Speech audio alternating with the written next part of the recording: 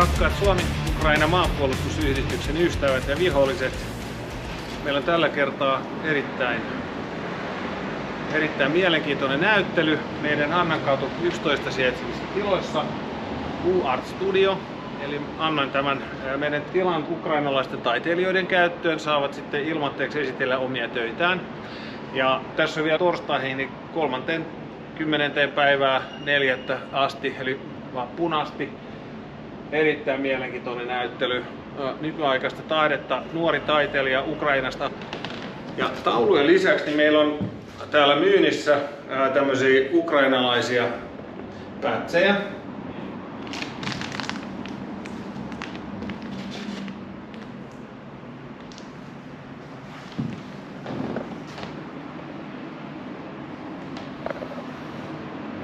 Eli jos ei ole varaa ostaa taulua, niin voi sitten tämmöisen pätsin ostaa ja tukea Suomi-Ukraina maanpuolustusyhdistyksen työtä. Ja näiden taulujen myynnistä tulevat rahat niin käytetään, osa menee taiteilijalle tietysti ja osa sitten käytetään Suomi-Ukraina maanpuolustusyhdistyksen toimintaan, ja sitten on tarkoitus hankkia bussi, jolla tuodaan ukrainalaisia lapsia tänne Suomeen, eli kaatuneiden ukrainalaisten sotilaiden perheitä, että lapsille sitten viedään Santaparkkiin ja että ne näkee vähän muutakin kuin pommeja ja tuhoa. Ja tässä on sitten meillä Ukrainasta tuomani matkamuisto. Tää on lähinnä rekvisiittana tässä, niin se on Buchassa tuhotun venäläispanssarivaunun osa, katalysaattorikuulemma. Eli siinä on sisällä ainakin 100 kiloa platinaa ja kultaa ja kaikkea, että tulee jossain vaiheessa varmaan myyntiin meidän nettisivuille. Kannattaa seurata. Toki voitte sitten tarjouksia esittää info@sumpy.fi sähköpostiin tai sitten mun puhelinnumerolla suoraan voi kirjoittaa tai soittaa, että jos jotain kiinnostaa. Tämä on tosiaan niin kuin venäläisen panssarivaunun katalysaattori, joka tuhottiin Buchassa, ja täällä oikeasti semmoinen historiallinen arvo on aikamoinen, plus sitten kaikki mitä tuolta sisältä voi löytyä, en tiedä, mutta kuulemma noissa katalysaattorissa on niin kuin käytetty erilaisia jalometalleja, niin jos joku haluaa niitä sitten tuolta kaappia, niin siihen kaappiin. Eli tämmönen hauska tuote myynnissä. Can you please introduce yourself, tell a little bit about your background, and after that we can talk about all the beautiful paintings you have over here. Sure. My name is Kateryna, artistic name is Ferum, and I was born in Mariupol, but unfortunately maybe a lot of us know that it's occupied now, and I had to leave my city and my country as well.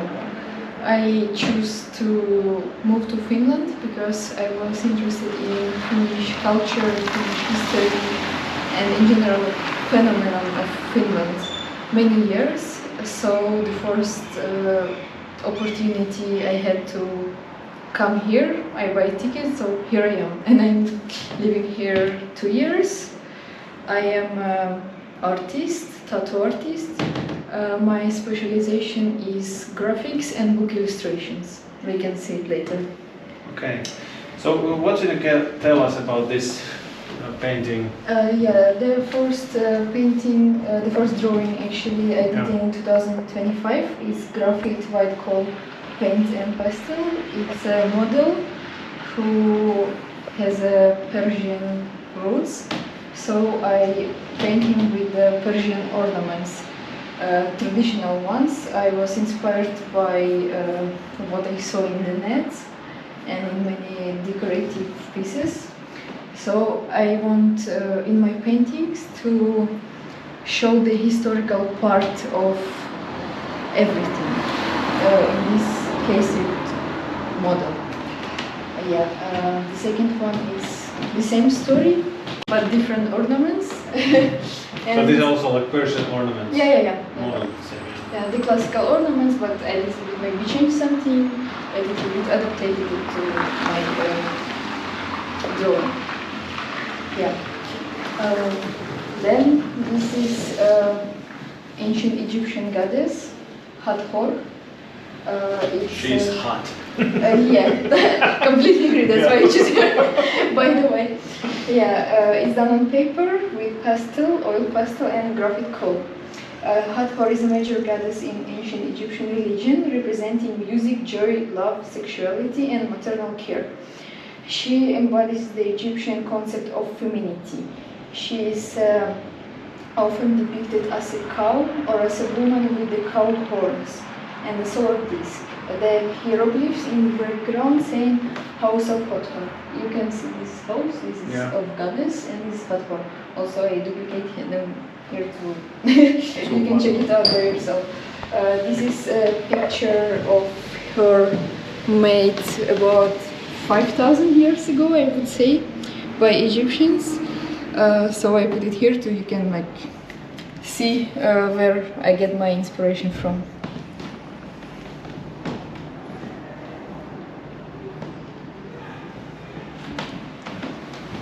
Okay, then this one. Yeah, this is a Nordic goddess Sif. She is a wife of Thor, the famous one. And she represents the earth and fertility of fields. Her golden hair is supposed to look like golden fields of wheat. And I try to show it here. Then this room, Gera, is here. It's actually used to have a good harvest. And the runes here, they say her name, Sif, in older food arc.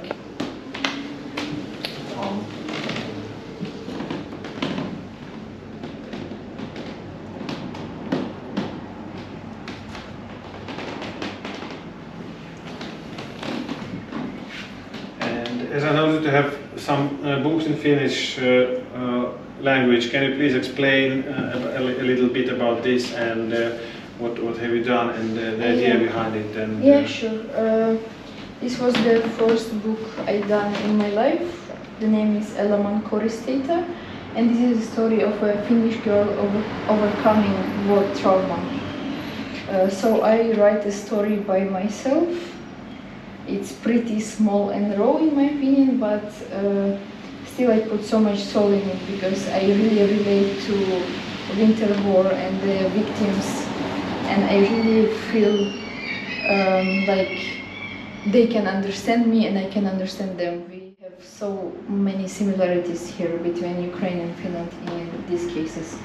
So also ornaments in this book, they are part of national heritage of Finnish people, and they are inspired by collection Suomalaisia koristeita by Theodor Schwind, year 1895, pretty old book. Yeah, here is my story and illustrations for the story.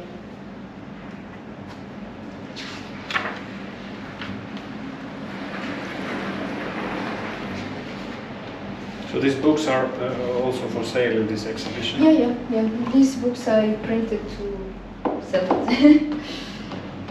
Yeah. Then we have a less deep but still beautiful a book about Persian poetry from Rumi. It's translated to English, and the ornaments and all the illustrations, they are inspired by classical art pieces of Persia, but redrawn and changed by me. It's like your vision of this traditional Persian art. Yeah. And I used a lot of blue color because it's really classical for them. Yeah.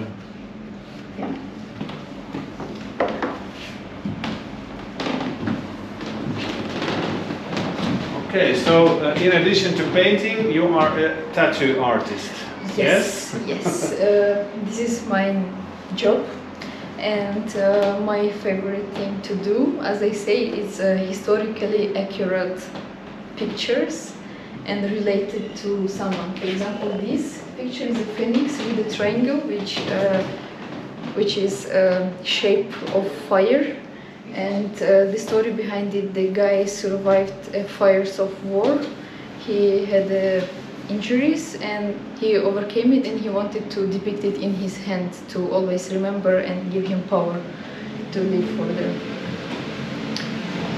But of course, my favorite thing to do is ornaments, runes and stuff like that. So if you're interested, this is really beautiful one. Yeah. It's such a thin work. Yeah, artwork. thanks. Yeah. Yeah. I was talking about these kind of things.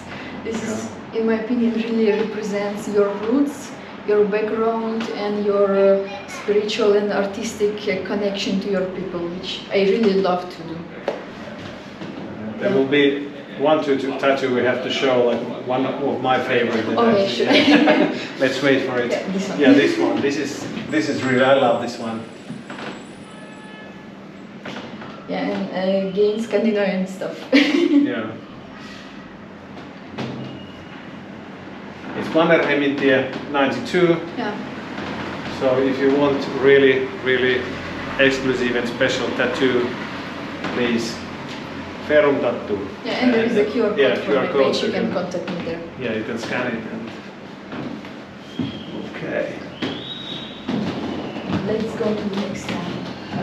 This picture is Freya and Freyr. They are Norse twin gods. Freya is associated with love, beauty, fertility, war, and gold. She wears a falcon feather cloth and has a cat tattoo. This cloak allows her to turn into a bird and fly whenever she wants. Wow. Yeah. And the tattoo of cat is animal strongly connected to her cult and associated with her. So everybody who has a cat, you have a blessing from Freya.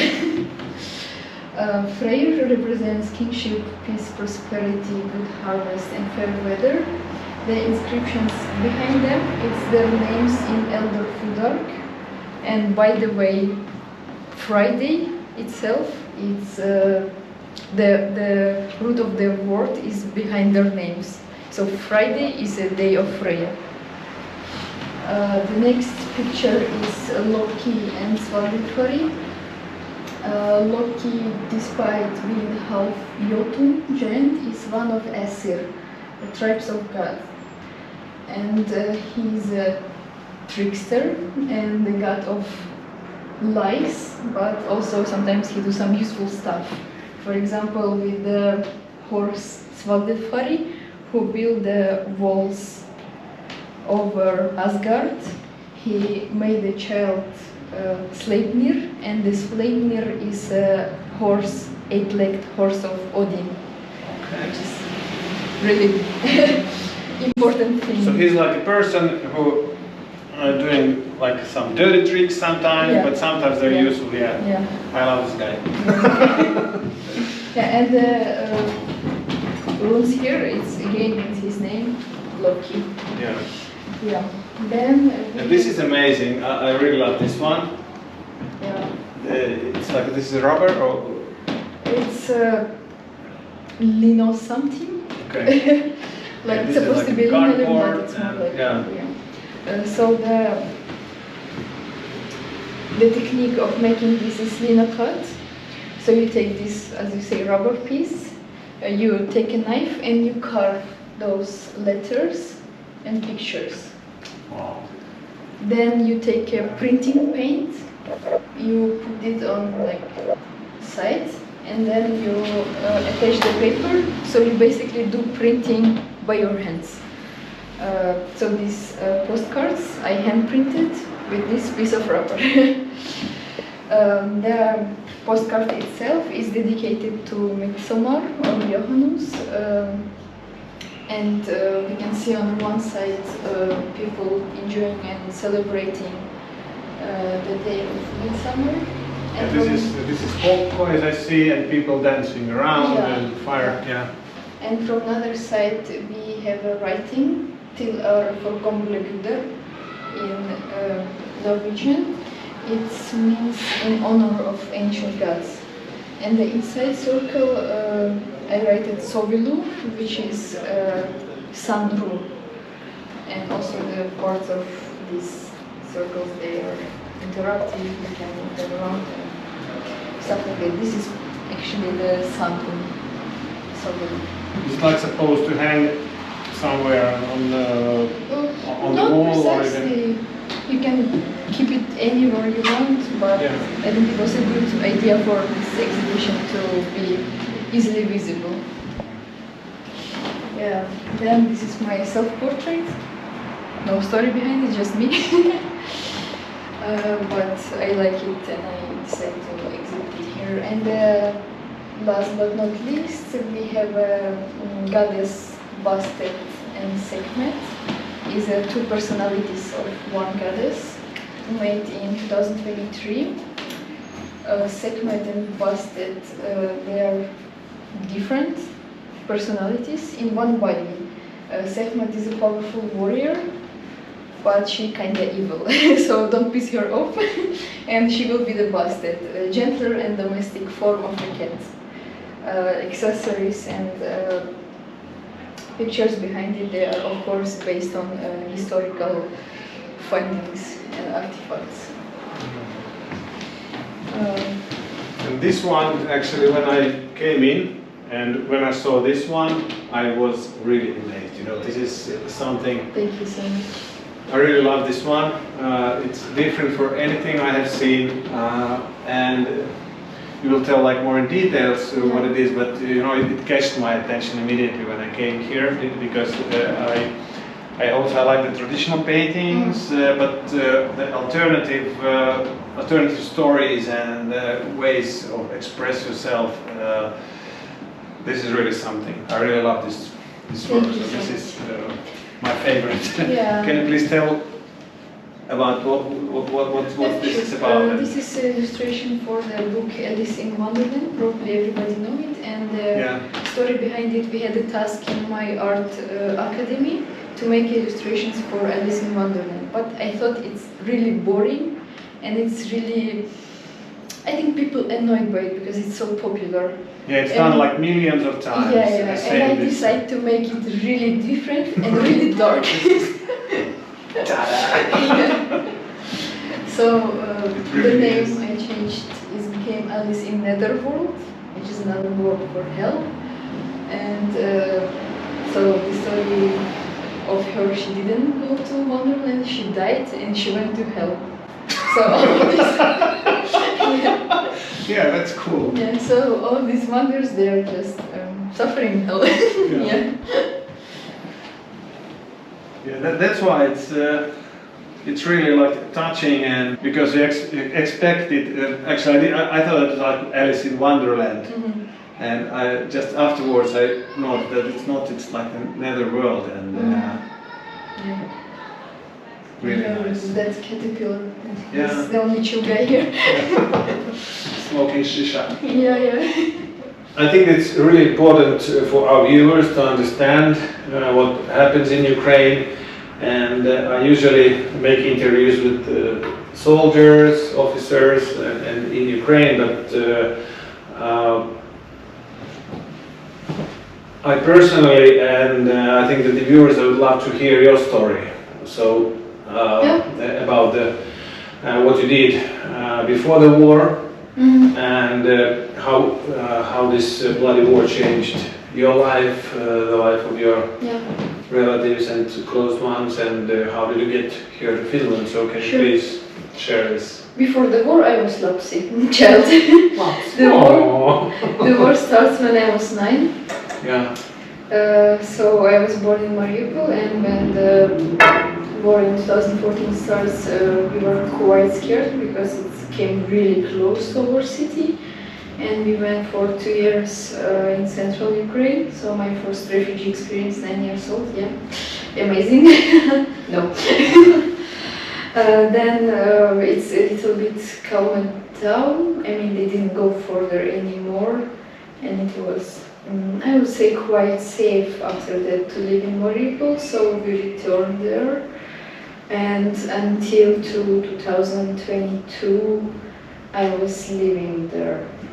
I was normal teenager. I go to school. I was preparing for my final exams in school. I was preparing to enter in my dream university. It's Kharkiv State Academy of Design and Arts. But unfortunately, life had different plans for me. And in 24th of February 2022, the Russians start to make a blockade around our city.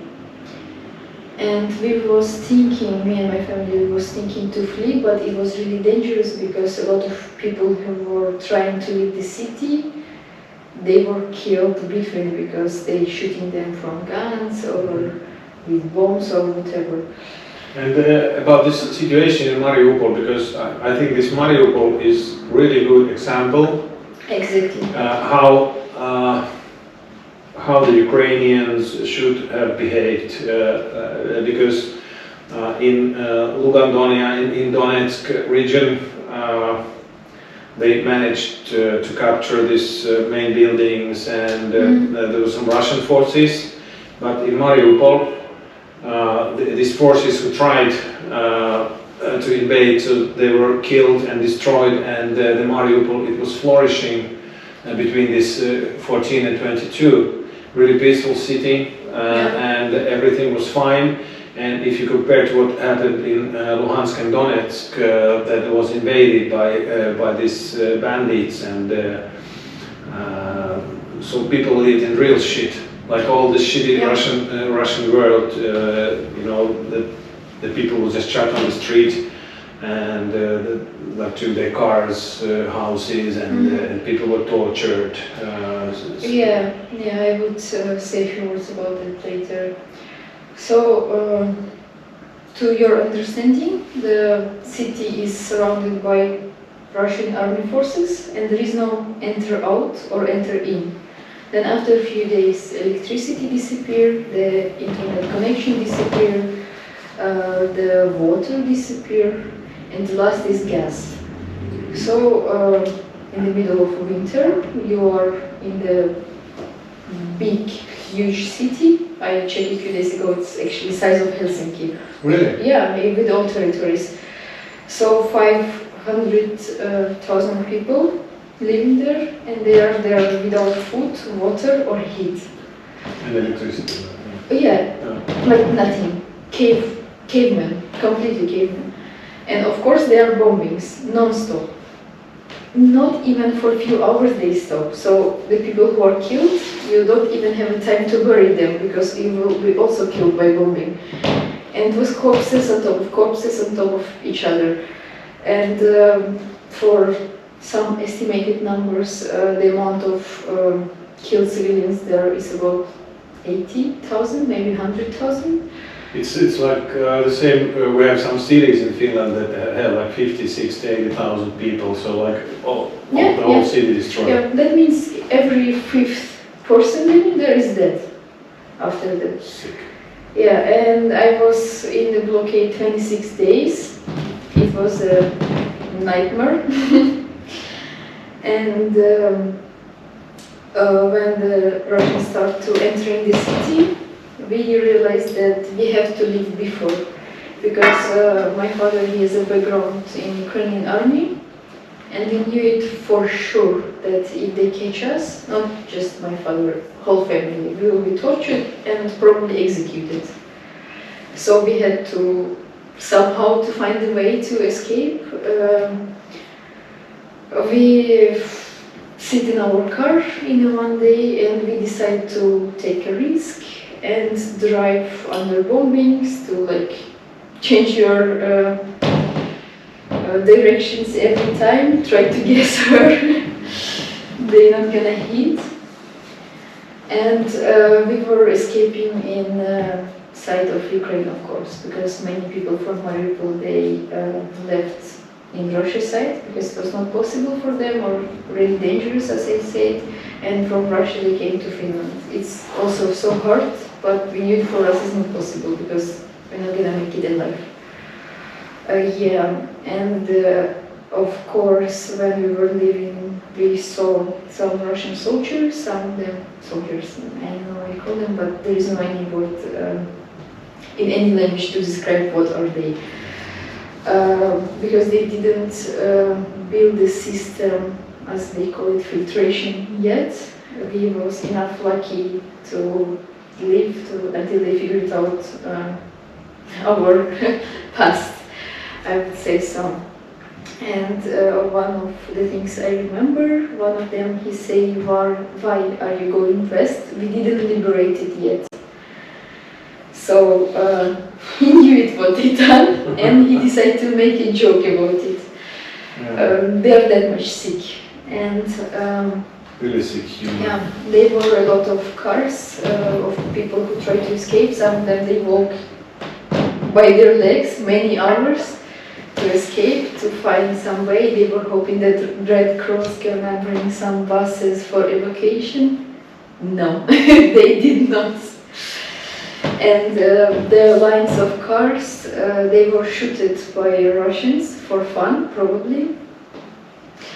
And once when we stopped a little bit further, I saw that bullets, they are already shooted, and I decided to take few with me to the end of my days, remember what they done, and never forgive. It's kind of symbol for me. Also, they murdered my dog for maybe fun, or maybe to rob my house, to take, I don't know, money, gold, whatever they expect. Maybe toilet, maybe washing machine, we know how they're intelligent. No underwear. Yeah, intelligent they and do, wealthy, but yeah, this is... So they came into your apartment and shut your door? yeah, I was, we were living in house, Yeah, okay. apartment, and we were moving all the time because we couldn't guess very safe, and we returned all the time to feed him. And once when we returned, we saw like our doors is broken, and our neighbors, they told us what happened, and they say we like hide him, don't go there, to don't see this. And that was the moment when we left. Yeah, because like shooting the cars, I was in Irpin. They also have this like open air places where they gathered all the civilian cars that were shot by the Russians, because people in Irpin and Bucha, they were in the similar situation as Mariupol. They were trying to escape, and there are a lot of videos where this army of hobos that are just shooting at civilian cars and laughing at them. And when like there was one car with a woman and a child inside, and they shot it, and then somebody tried to help them, some civilian, and they shot him as well. Of course. So really sick fucking bastards, and it's good that you have these bullets to remember, because you cannot forgive anything like that. Never ever. No. Also, there was one car behind us, and they were shot multiple times. It was full of holes, but fortunately the people inside, they wasn't injured to die. So they survived? Yeah, but the guy, he died from heart attack between, because his heart couldn't make it after this horribleness. And it was really sad for me, and I will remember it for a long time, how even if they can't take you physically, they take you mentally down. So after that, when we escaped from the city, we were going in the west, under controlled territories, and because of how much we survived and the amount of PTSD we have, we couldn't stay in Ukraine, and of course because our house doesn't exist anymore. So my father stayed to join the army, and my mother, me and sister, we left in Poland. I was 16, so I couldn't decide for myself what to do and where to go, and I had to live almost 2 years in Poland. It was really hard times for me. I had a really deep depression, and I had really a lot of pressure from outside because I remember my life in Ukraine. We had everything, our house, additional houses. I was the best student. I wanted to go to university. I had a mini business by me. I had even money. I didn't even look on the prices in the shop when I want to buy some, I don't know, clothes or anything teenage like. And then I have to live in another country, not by my choice. And I'm not just no one there. I have no money on me. I have no power to live. It was really hard time for me. So because I was really related to Finnish culture and history. I studied in high school a lot. I read a lot about Winter War. I read a lot about Finnish heroes, how they, with reindeer, they attacking the tanks, because tanks, Russian tanks, they are freezed in -40, but the reindeers, they can survive any temperature, and how with such a small amount of people they managed to survive that. This is really a miracle to me. This is incredibly crazy level of power Finnish people have. And courage and what was like the trigger this interest in Finland? So what was like the first? Did you read some book or just one day that hey, where the Finland is? I should study a little bit or. It was a lot of stuff actually. First it was Moomin. We read Moomin book in school. It's like school program. Yeah. Then there is a lot of Finnish artists. There is a lot of Finnish music artists. I think everybody knows that the biggest amount of metal What's bands. your favorite? That's a lot.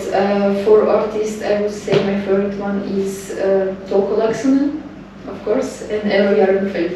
Yeah. So opposites, but I love both of their styles. But for Finnish bands, I really love him, and of course Nightwish. Yeah. Yeah, those are my favorite ones. But the most like meaningful to me, it was history, because I was really go into history, why the war happens, why the politics is like that, why some countries they have a civil war, people don't have food, and why some countries they are so wealthy and they are so successful. I really wanted to know about it, and I discovered a lot in Finnish history, and I really could try to heal my childhood war trauma, like I say in 2014 and stuff. And unfortunately, after I was reading a lot about Finnish war, I had some annoying thought in my mind. I had the feeling that they will attack again, Russians. I wasn't sure which country, I wasn't sure when, but I read a lot about it, and it's repeat itself and repeat and repeat. It was Finland, it was Ukraine, it was Georgia, it was Ichkeria. Again and again, it's non-stop circle of suffering. And I got a lot of comments from my friends that I became a little bit delusional and fanatic about this topic, but unfortunately I was right. Yeah, so I decided when I was in Poland that I have to change something in my life or I will lose myself. And I decided if I have to suffer from the things I survived and from the things that are still going on, I have to suffer in the place I like, in the place I love, to at least be easier for me. So I buy a ticket on a plane and I just move here by myself, in 18 years old. It's really like a brave decision to just move alone to a new country. I hear this a lot, but I didn't have any. I didn't consider inside me, will I succeed or do someone needs me there or anything. Just I knew it's the right thing to do. and I'm really happy I done So it's that. more like inner feeling Yeah, coming from inside that you come here, it's comfortable and And I read a lot about Finnish people, Finnish society. I realized that the culture, this silence and introverting is really comfortable for me. I was raised up like that, and it's really something I would be comfortable to live in. Yeah, and when I came, I of course was going through the refugee system, which is weird and didn't fit what I expected, what I wanted, etc., etc. But I find a lot of support from Finnish people who suggest me to live in their house until I find a job, until I find the house by myself, who just open their door for me to stay. It was really kind. I will never forget this. And the Finnish family who hosted me, they said one phrase that 100 years ago we opened our door, our family, for Karelian refugees. And you are nothing different than them for us. You are exactly equal.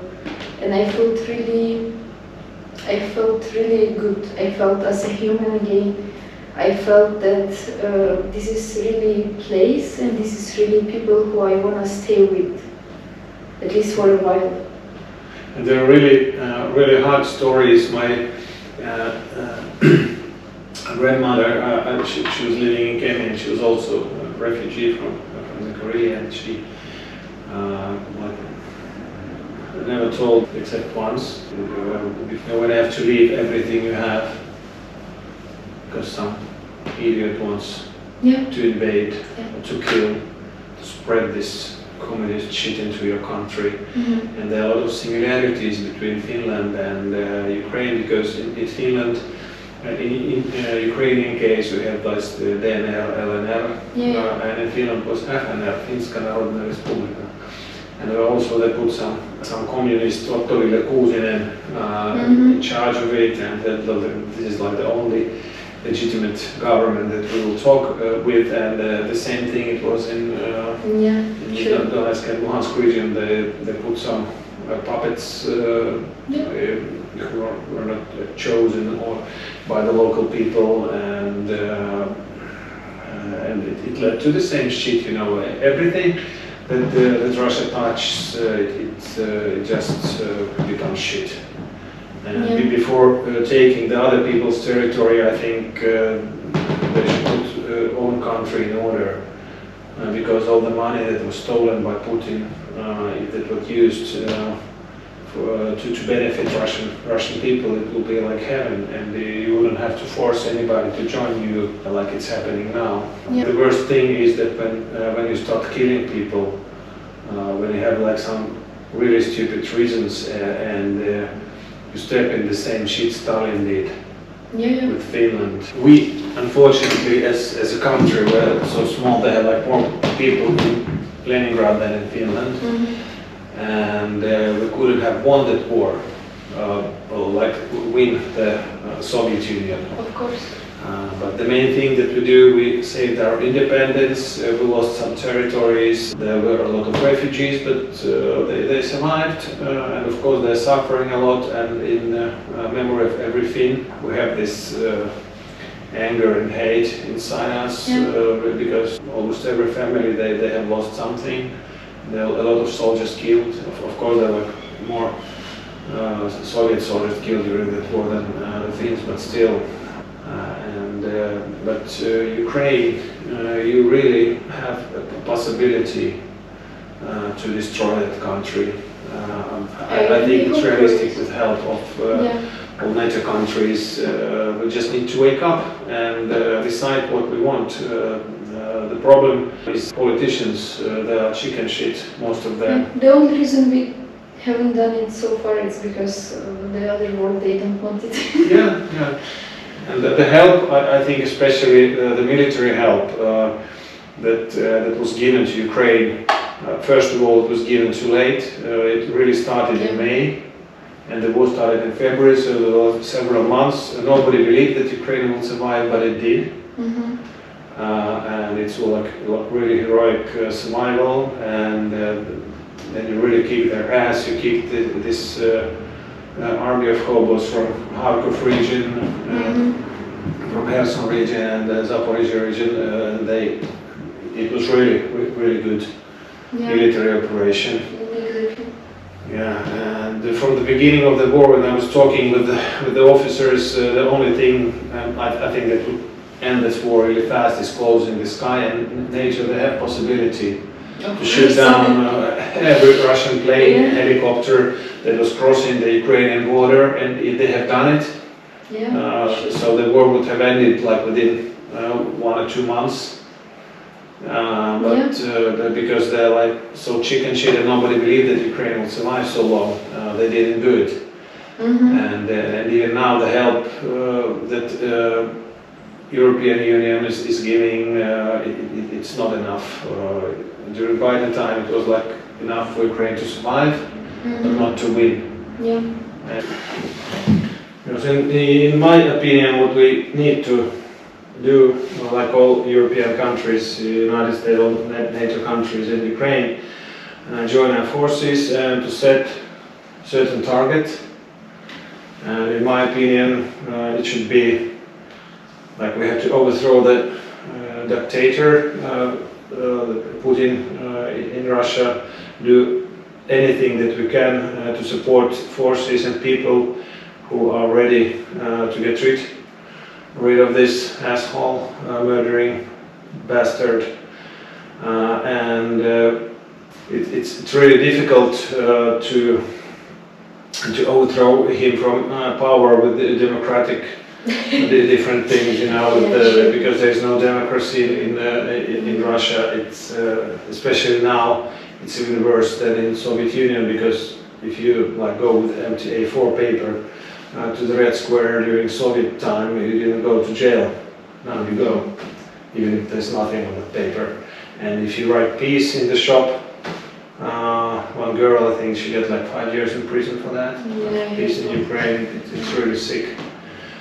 So there is no possibility to, and also in this machine of violence, there are like several millions of people, like in interior forces, in police department, like protecting Putin's.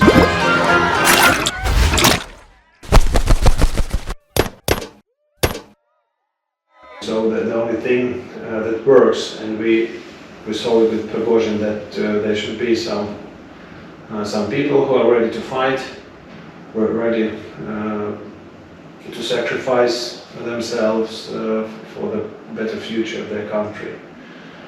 And I had an interview with ethnical Russians who are fighting in Ukraine, and they're ready to do it. So I think that we need to support all these forces that are fighting and divide the country to different regions. They're like people from Siberian battalion that are fighting to freedom of Siberia. Yeah, exactly. Yeah. And like the Korean national republics, each of who have their own history, their own language. I completely agree with you that they have a right to have their own country and decide for their own future. Yeah, they can be kept like Chechnya and Dagestan and these dotational regions if they want, but all the regions that can live independently have enough resources. So I think they should like choose a local government and live by their own. Yeah. Of course, it's gonna be safe for the rest of the world. Yeah. What do you think about the Russian opposition that is living abroad? There is no Russian opposition. They're just comfortable, not war people who don't do anything. Yeah. In my opinion, for peace, they are just interested in their own goods. Which restaurant they're gonna go tomorrow, which event they're gonna be invited, and etc. etc.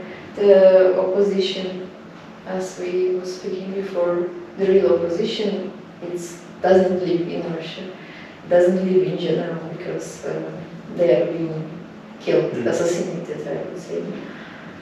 What do you think, should Russian political opposition, like this politician, should they join forces with these brave people who are fighting against Russia with the weapons in their hands, like Russian Volunteers Corps, Siberian Battalion, Legion, or because now there is almost no cooperation between them. And what I have noticed that like the opposition leaders, as you told them,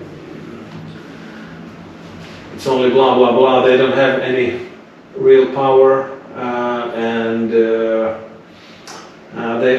are some like Kasparov who has supported these forces that fight, and he has been saying rather brave things, but I think he's like the only one.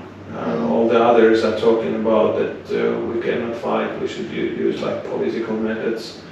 But how can you win like this terrorist with It's the same as you say, let's do diplomacy with Hitler, I don't know, let's do diplomacy with Stalin, let's go to Iran and talk to Ayatollah. Oh wait, we already do, for some reason. This is not the people who you're supposed to talk to. This is people who belong to or psychiatric hospital, or jail, or grave. There's only 3 places they belong to.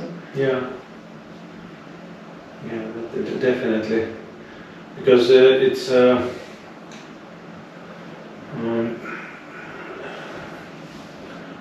Putin, we know from experience that every time you try to negotiate, he sees it as a weakness. The only language he understands is the language of power. Yeah. So if you kick him to the nuts, if it hurts, so then something starts to happen. Yeah, I think it's their national position about power. And really interesting thing, when I met this commander of Russian Volunteers Corps, Denis Kapustin, and he told me a thing I didn't know before, that the only 2 times when Putin really negotiated with opposition, one was in Moscow when these football hooligans they had riots and like they kicked police's ass.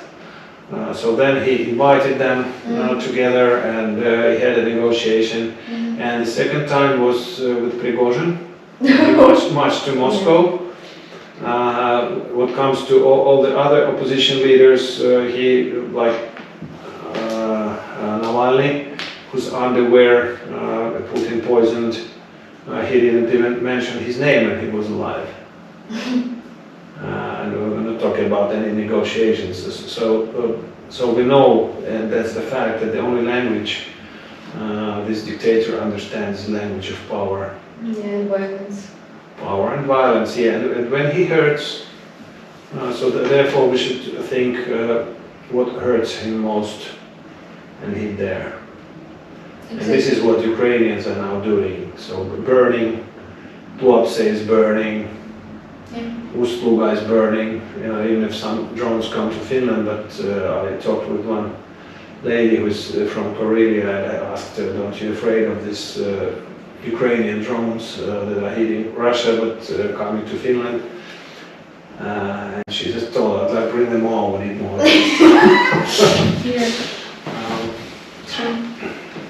Because when Russians, when the war comes to Russia, when they start to understand what it's really like when you are bombed, when your people die, when your business is crashing, like now they don't have internet and stuff like that. And for me, of course, it's... And online payments. Yeah, and if they start writing because of no internet, but they didn't do anything when people in Ukraine were killed, it tells a lot of that nation as well. Yeah, exactly. Their values. Yeah. How do you see the future of Russia? So what would be, in your opinion, the best way to end the war and like the future of that country? Yeah, it's a completely military destruction, loss of war, and destruction of the last empire. I would say we have to cut it in many national republics, as you said, and of course for first time we would have to put the occupational administration. The example, I think it's after Nazi Germany, to take control over government, education and administration of all this. Yeah, and by force rewrite it, rebuild it, and change it, do something else, do something new. Because the Russia itself is kind of absurd, because they have different republics, different names of republics, but there is no any Russian Republic.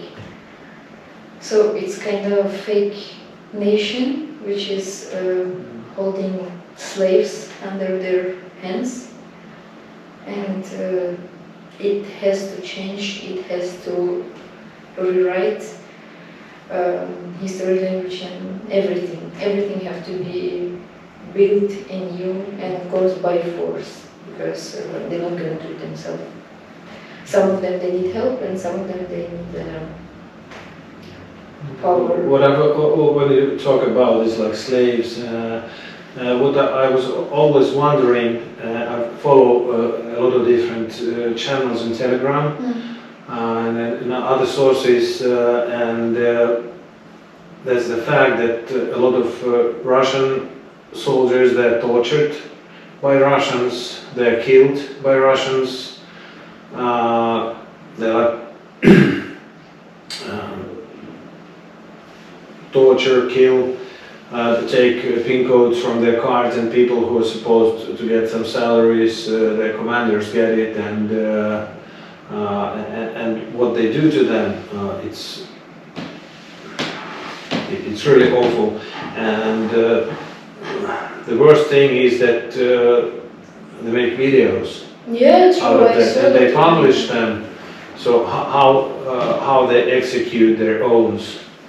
And for example, there are a lot of videos where some Russian soldiers tell that, hey, I was sent to a mission that I will not survive because I've done this and that, and my commander, they like sell drugs or do whatever. And this is like my last video. Says the guy with a rifle or machine gun or grenades, and then they just go, and then they die.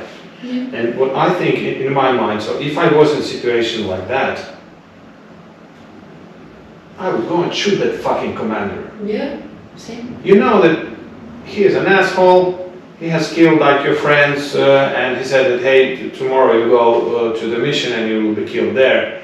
So even if I die, I do it like good way and take with me as many of this asshole, but they really behave like slaves. They just quietly go, and they're slaughtered, and nobody cares, nobody gives a shit, and then the family is like crying, where is my like father or like husband or whatever. And yeah, their army system and government system is like prison. They rape each other, they beat each other. It's some sadomasochistic system of infinitive suffering. And I don't even see they have any idea that it can be different.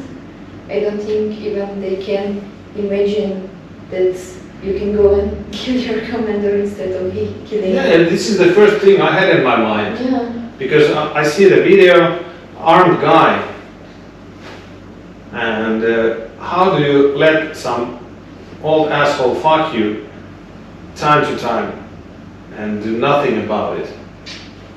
That's why it's really sick. they're supposed mentality to be of slave. British. Yeah. Yeah. But This is what I've been thinking about. So a lot of videos where they like kill own soldiers. Why they do it? There is no sense in it. But the answer is always they just like it. They enjoy it. yeah. And also I had really hard time. I met some lady in Kiev, and she was the mother of a Marine who was captured in Mariupol. And there are a lot of other Marines, and actually they were not like soldiers, they were like soldiers, but they are like musicians. And of course when the war came they were fighting, but they were not like special forces unit or Marines. And they had a demonstration in near Kiev Hotel in front of Rada. And I was living in that hotel, and one morning I walked by and I saw photos of tortured Ukrainian soldiers. Some of them survived, and they were alive, but unfortunately there are also photos of bodies, how they returned them, and it was really sick. I talked with the mother of one of these soldiers, and he told about her son, how he was beaten, and how people in this Russian prison, how the harsh conditions where they get food, it's like boiling water. Yeah. And you have 1 minute to either drink it or you are starving. And dogs around, so if you sit down, dogs bite your legs, and you have to stay when you wake up in the morning. It's even worse. And the people like weighing 40 kilograms, like one guy who weighed more than 120, really good before the war, and when he was returned, he was like real thin. And many of survivors, they die after they return to Ukraine. This is the saddest thing to me. Yeah. You wait so hard. Survive all this shit, and then you get back home with your loved ones, with your family, and that's this lady told that it's because when you're starving, your body is starting to eat itself, and the heart is also a muscle. Yeah. So it's getting destroyed in this process, and even if you survive, like one guy, he just died in traffic lights when he was crossing the street. Yeah. Passed away, and really hard stories. Fortunately, her son, he was released. I called her and she told me he's released, he's alive, but he didn't recognize her first. Yeah, he was beaten really hard. She told me that the last time before he was released, his friends were released, and they told that he was taken by the prison guards and beaten so badly that they thought he's dead. And he was taken back to prison cell, and trying to reanimate him, and then like suddenly he started to breathe again, and he couldn't speak because they beat his head really badly. And when they left, he was alive, and she said that the only thing he could do, because he had hands like this, put like thumbs up to the guys that who left him, and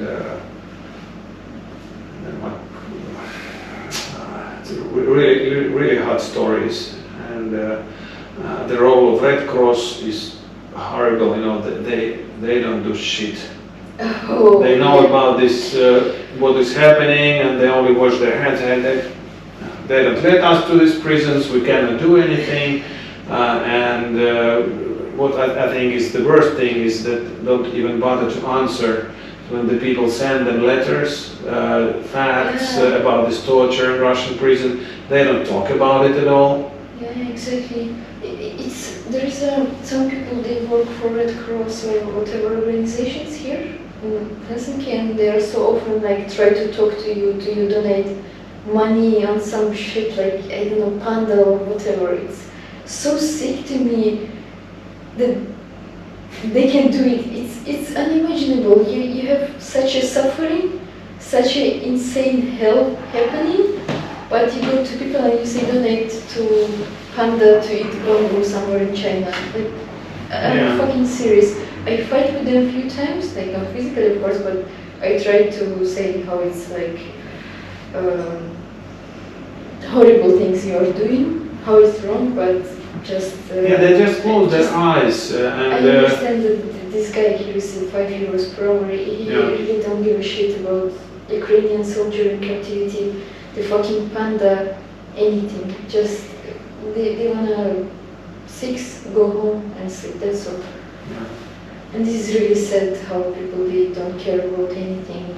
Yeah, and if you donate like 100 euros to this kind of organization, so it's good that like this panda that you're talking about, it gets like 10 euros, because they have a huge machine that they have to uphold, and the top managers, their salaries are like hundreds of thousands of euros, and people who really work hard on the street, try to collect money, they then go get shit or some really shitty pay. It's like bureaucratic organization, and I watched one video that was made by Apostle, our Ukrainian blogger, and it was sick. He went to one meeting, it was I think in Geneva. They had like yearly meetings, Red Cross, and he went there, and he said that there were a lot of stands like different crisis areas in the world.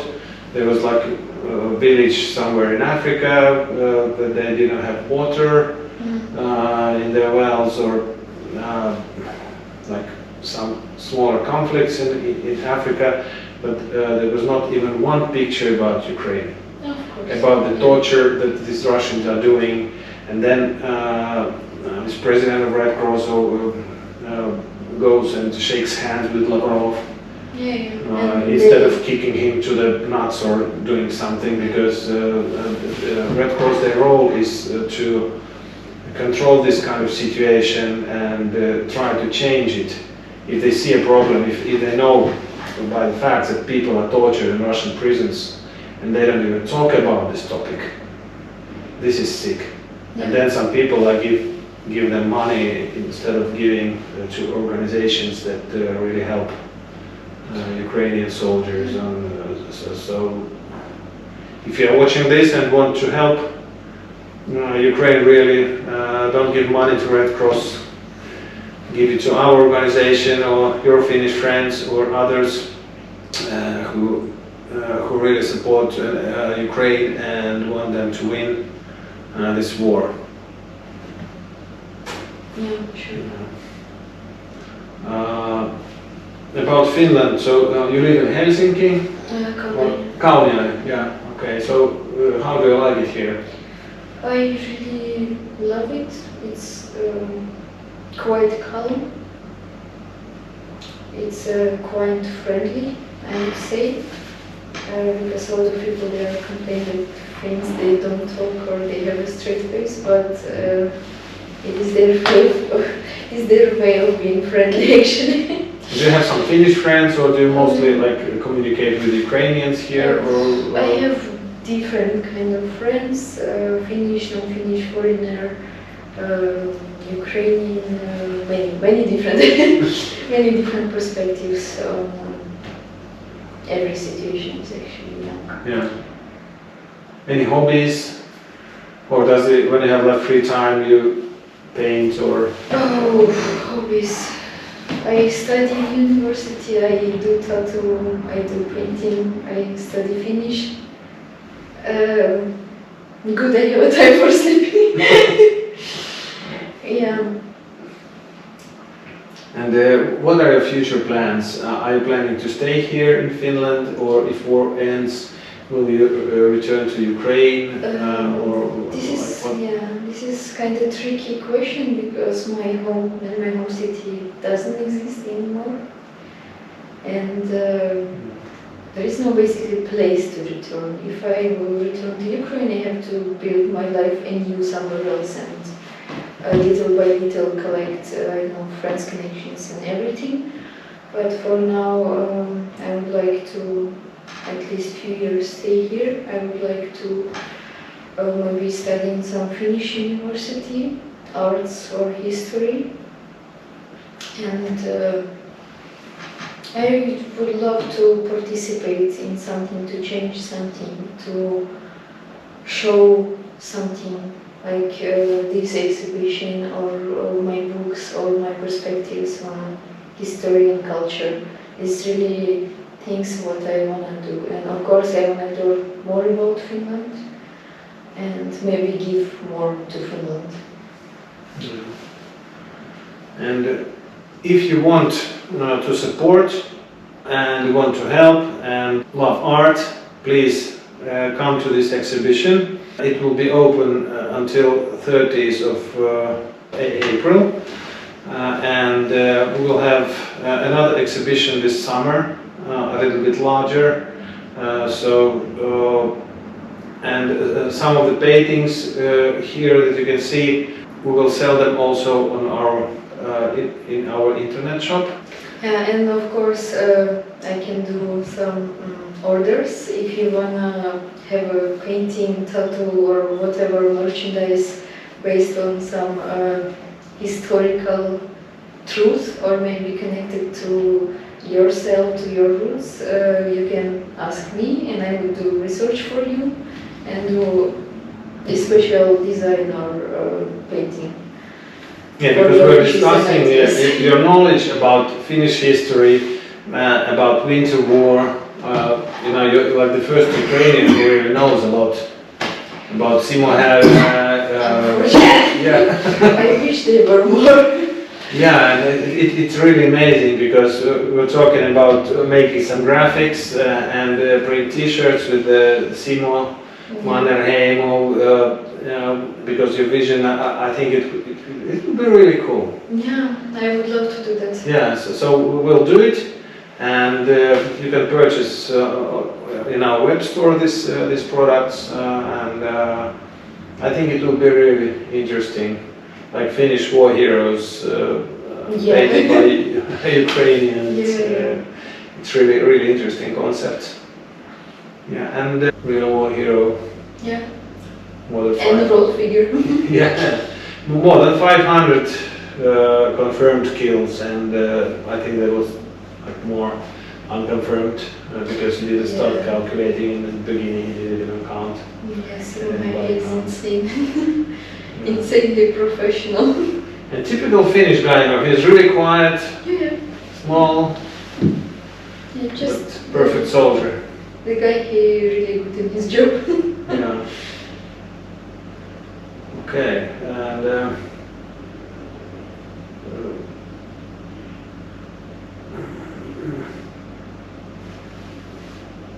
do you remember what we discussed after this topic about Mannerheim? I just say that they are really Mannerheim, Simo and the rest soldiers and figures. They are really role model, and they really give you inspiration and the power to live your life and do something, to change something in the world, to be better, safer, and to your country and the world be a better place to live in. Yeah, and you're actually the first Ukrainian who really knows about these people who really important part of our history, so thank you for that. Thank you for the pictures. Yeah, my pleasure. we studied in school now. It's in school program. Really? In I think 10th or 11th grade in history, world history book, there is a separate chapter for Winter War, but I guess not that much people, they really go deep into it. Okay. I wonder what they have about this Winter War in Russian books. What they teach there. Yeah. Some shit as always. Yeah. Okay, so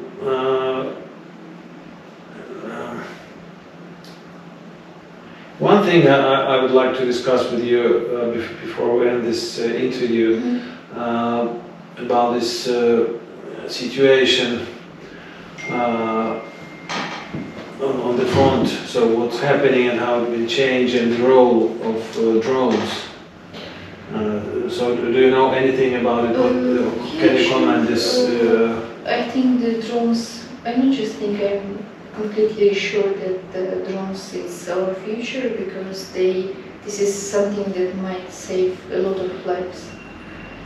And it's quite easy to develop, to make new ones, to create better technology, and of course it's safer to use. Yeah. So I think everyone should try out at least once how to fly a drone. Okay. It's really fun. Have you tried it? Yeah, I didn't fly the real military drone, but I ordered one from AliExpress just to have The some small fun. one. Yeah. And how did it go? It's pretty fine, but I was a little bit scared to my neighbors be afraid of what I'm doing and complain or anything like that. But it's like a toy. It's really fascinating. Yeah, because in China they teach, like for really small children, they teach them how to fly drones. So it's, I think we should do the same thing. And not only to fly, to also make them. Yeah. To be like Lego, so easy to combine. This is one of our tasks, so we'll start soon a drone pilot school here. That's amazing. And we have some Ukrainian veterans behind this training program, and they will also visit Finland, so it will be really interesting thing to develop. And if you want, you can also participate in these courses. Maybe I will. Yeah, because actually you can fly, if you talk about this long-range drones, so you can even fly them from Finland if you want. Yeah, true. Hit some Kremlin or whatever. Yeah. Yeah, it's two of my theoretical almaty. If I have to go to war, I'll be either sniper or drone operator. I really have some delusional dreams about it. Sniping is difficult now because you know the range. Sometimes there is one confirmed kill that in Ukrainian soldier is shot like 2.4 kilometers. Ooh. Yeah, with the Ukrainian rifle made by Mayak. This is like the longest range, but it's really it's much easier to use drones because even if you're a really good sniper, like the limit is like within 1 kilometer. But with drones you can fly like 25, even 50 with FPV drones. Yeah, maybe it's only useful if they're already inside the city. Inside city, yes, but there they usually use the more not so heavy sniper rifles like marksman rifle, 308 caliber, so it's more than enough because the distances are like 400, 800 meters. Have you tried shooting with the rifle? No, I just tried with the hunting gun. Do you like? Yeah, and I did actually pretty good. Okay. So maybe you should join some reservist organization in Finland. I'm a member of Vantaa Reserviläiset, and we have a lot of shooting events, and we have a lot of guns, so you can try like pistols, rifles, whatever. That's interesting. Yeah, it's like for the reservists, but I will ask if they can take like Ukrainian citizen. Yeah, because we also have a lot of women there, really good shooters. And it's good to train my eyes because for art I need to have a good vision, so probably useful for both of us. Yeah, great. Okay, it was really nice to meet you. Yeah, same here. I really love your art, and also have this one painting. This is, don't sell it, I will take it. Okay. With Alice. Already reserved. Yeah, because it's like love at the first sight. When I saw it, I was immediately, this is mine. That's really My nice. precious, yeah, it's really cool. And we were talking about Simo and Mannerheim and other like famous Finnish soldiers. Can you tell a little bit in your own words what feelings do they awaken in you, and what do you think about the situation about winter war?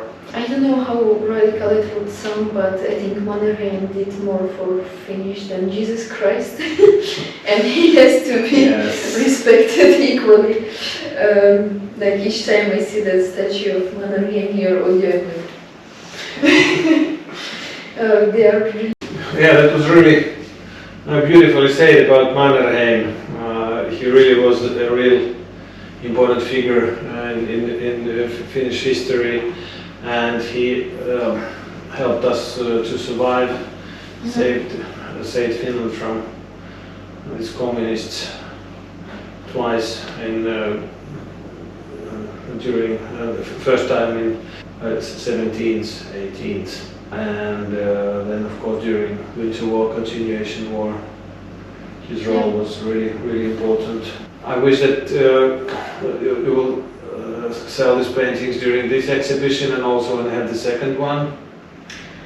Yeah, we'll prepare a little bit better and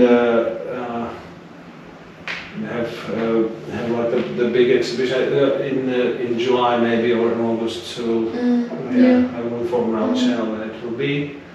But definitely we should have it. And so if you want any of these paintings, of this beautiful paintings, so yeah, like first half of Thursday I think they will be available, and if you don't manage to come by that time, so we'll have all these paintings that will not be sold, we'll have it on our web store. So please visit our web store and you can purchase from there as well. You can order something to your liking. If you have any idea or concept or anything, I would love to do maybe research for you and make some fact-based. Or maybe if you want just picture, we can do anything.